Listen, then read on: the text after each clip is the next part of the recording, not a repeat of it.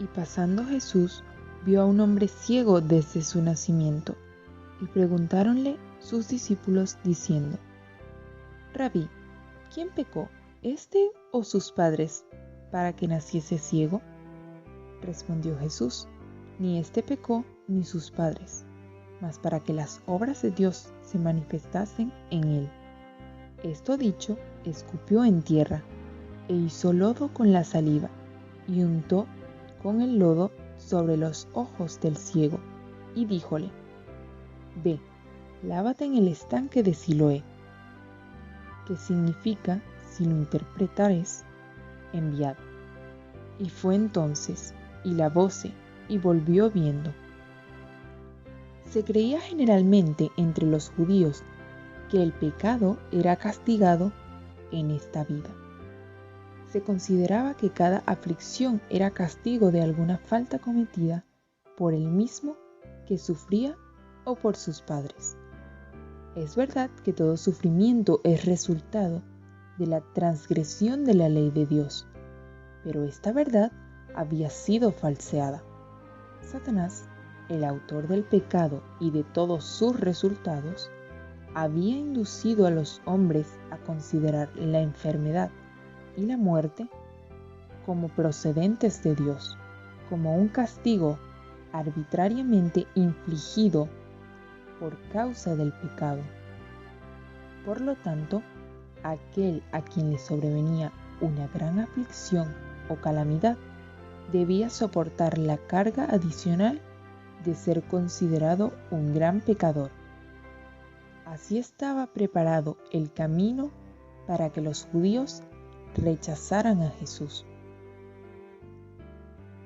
Los discípulos compartían la creencia de los judíos concerniente a la relación del pecado y el sufrimiento.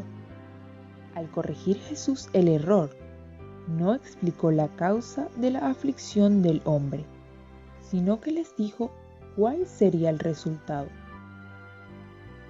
Así Jesús contestó la pregunta de los discípulos de una manera práctica, como respondía él generalmente a las preguntas que se le dirigían nacidas de la curiosidad. Los discípulos no estaban llamados a discutir la cuestión de quién había pecado o no, sino a entender el poder y la misericordia de Dios al dar vista al ciego. Era evidente que no había virtud sanadora en el lodo o en el estanque a donde el ciego fue enviado a lavarse, sino que la virtud estaba en Cristo. Los fariseos no podían menos que quedar atónitos por esta curación. Sin embargo, se llenaron más que nunca de odio, porque el milagro había sido hecho en sábado. Los vecinos del joven y los que le habían conocido ciego dijeron: ¿No es este el que se sentaba y mendigaba? Le miraban con duda, pues sus ojos estaban abiertos, su semblante cambiado y alegre, y parecía ser otro hombre. La pregunta pasaba de uno a otro. Algunos decían: este es; otros: a él se parece.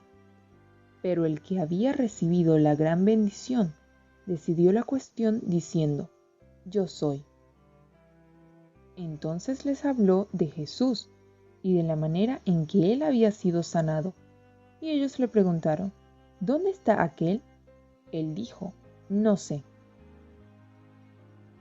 Entonces le llevaron ante el concilio de los fariseos. Nuevamente se le preguntó al hombre cómo había recibido la vista.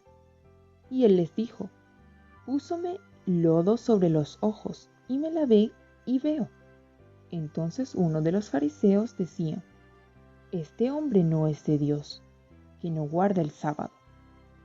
Los fariseos esperaban hacer aparecer a Jesús como pecador, y que por lo tanto no era el Mesías. No sabían que el que había sanado al ciego había hecho el sábado y conocía todas sus obligaciones. Aparentaban tener admirable celo por la observancia del día de reposo. Pero en ese mismo día estaban planeando un homicidio. Sin embargo, Al enterarse de este milagro, muchos quedaron muy impresionados y convencidos de que aquel que había abierto los ojos del ciego era más que un hombre común. En respuesta al cargo de que Jesús era pecador porque no guardaba el sábado, dijeron: ¿Cómo puede un hombre pecador hacer estas señales?